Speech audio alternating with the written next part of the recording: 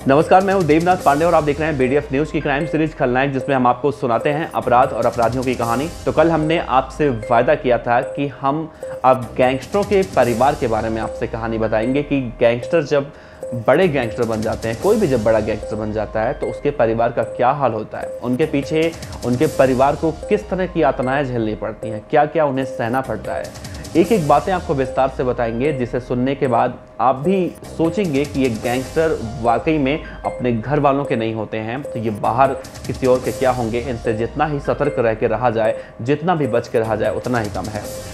तो आज के इस एपिसोड में, आज के इस पहले एपिसोड में हम बात करने जा रहे हैं सिद्धू मूसेवाला हत्याकांड के छठे शूटर दीपक मुंडी के परिवार में। आपको बताएंगे कि दीपक मुंडी किस गांव का रहने वाला था, उसके माता पिता क्या करते हैं, जब दीपक मुंडी पहली बार अपराध की दुनिया में आया तब उसके पिता का, माता का क्या रिएक्शन था और उन्होंने अब उसकी गिरफ्तारी के बाद क्या कुछ कहा है, इतने दिनों में उनके साथ क्या कुछ हुआ, सब कुछ बताएंगे। दरअसल हरियाणा के चरखी दादरी के बोंदी कला इलाके में एक गांव है जिसका नाम है उड़ी, और इसी उड़ी गांव में पैदा हुआ दीपक मुंडी।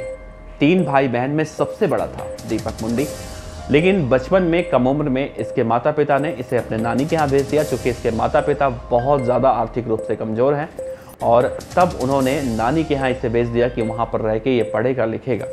लेकिन नानी नाना के यहाँ पर पढ़ने लिखने के अलावा ये सब कुछ करता था, यानी कि पढ़ाई लिखाई में इसका मन नहीं करता था। अपराध की दुनिया में ये धीरे धीरे वहीं से अग्रसर होता चला गया, और एक दिन जब उसके नाना नानी की मौत हो गई तब तक इसके खिलाफ कई सारे आपराधिक मामले छोटे छोटे दर्ज हो चुके थे। इसकी माता का नाम है सुनीता और पिता का नाम है राजवीर। आप इनकी तस्वीर देखिए, दोनों बेचारे किसी तरह से खेती बाड़ी करके अपना जीवन यापन करते हैं।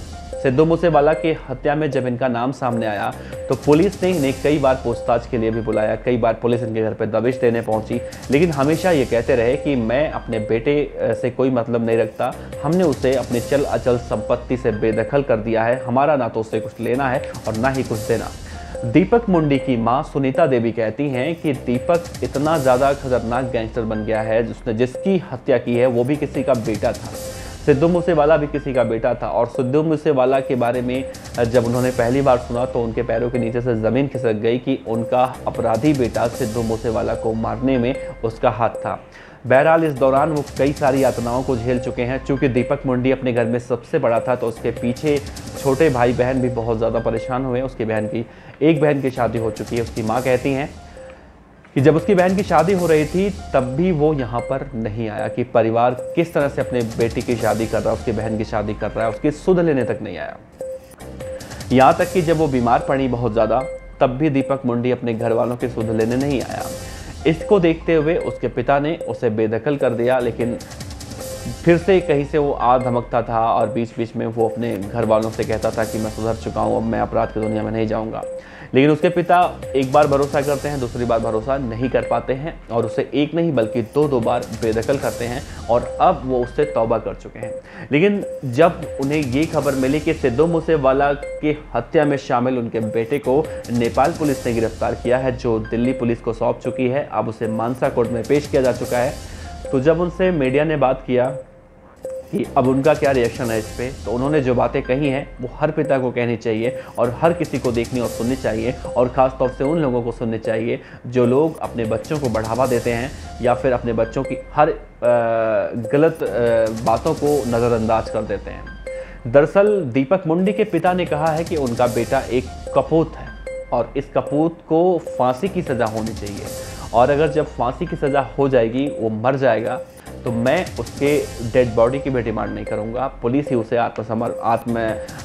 पुलिस ही उसका अंतिम संस्कार कर देगी, मैं कहीं से दावा ठोकने नहीं जाऊंगा। आप दीपक मुंडी के माता पिता के चेहरे को ध्यान से देखिए, ये बेचारे किस तरह से अपने घर परिवार को चलाते होंगे, या फिर जो इन्होंने अपनी बहन बेटी की शादी की होगी या फिर अपने बच्चों को पढ़ा रहे होंगे, कितनी मुश्किल से पढ़ा रहे होंगे। लेकिन इनका नालायक बेटा अपराध की दुनिया में जाता है, ना तो घर की चिंता, ना तो माता की चिंता, ना तो पिता की चिंता, और वो इस तरह से इन्हें यातनाओं में धकेल देता है कि शायद ही कभी उससे उबर पाए। फिलहाल दीपक मुंडी के माता पिता को लेकर आपका क्या कहना है? क्या उन्होंने सही कहा है कि दीपक मुंडी की अगर मौत हो जाती है, फांसी हो जाती है, तो हम उसका शव तक लेने नहीं जाएंगे, पुलिस ही उसका अंतिम संस्कार कर देगी? दीपक मुंडी के माता पिता के इस बयान को आप कितना समर्थन करते हैं, और साथ ही उनके इस जज्बे को आप कितना समर्थन करते हैं? क्या कहते हैं कि उन्होंने सबसे बड़े बेटे का नाम जब सिद्धू मूसेवाला केस में सुना तो उन्होंने ये कह दिया कि उनका बेटा एक कपूत है, वो पूत नहीं है, कपूत है, और ऐसे कपूतों को फांसी की सज़ा मिलनी चाहिए। हम तो ऐसे व्यक्ति को, ऐसे पिता को हमेशा से सम्मान करते हैं जो अपने बच्चों को अपराध की दुनिया में जाने से रोकते हैं या फिर उनके गुनाहों पर पर्दा डालने की कोशिश नहीं करते हैं।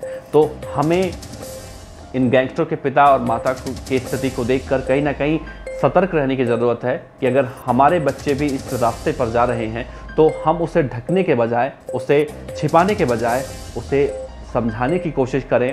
क्योंकि कहा जाता है कि जब पौधा बहुत छोटा होता है तो उस पौधे को आप जिस तरफ मोड़ेंगे उसी तरफ बड़ा होने के बाद वो निकल जाता है। अगर आप उसे सीधा ले जाएंगे तो सीधा खड़ा होगा वो पौधा बड़ा होने के बाद, और अगर टेढ़ा करेंगे तो बड़ा होने के बाद वो टेढ़ा ही रहेगा।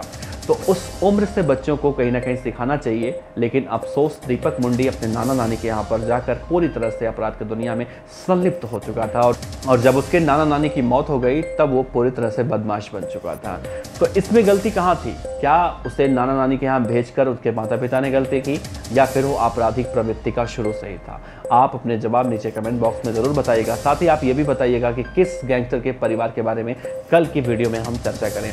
हो सकता है दीपक मुंडी के परिवार के बारे में बहुत सारी जानकारियाँ ऐसी होती हैं जो रह गई हैं, वीडियो काफ़ी लंबा हो जाता है, और फिर भी अगर आप कुछ कहना चाहेंगे तो नीचे कमेंट बॉक्स में ज़रूर बताइएगा। उम्मीद करेंगे कि हम उस जानकारी को भी फिल करें। आपका बहुत बहुत शुक्रिया। देखते रहिए BDF न्यूज़। नमस्कार।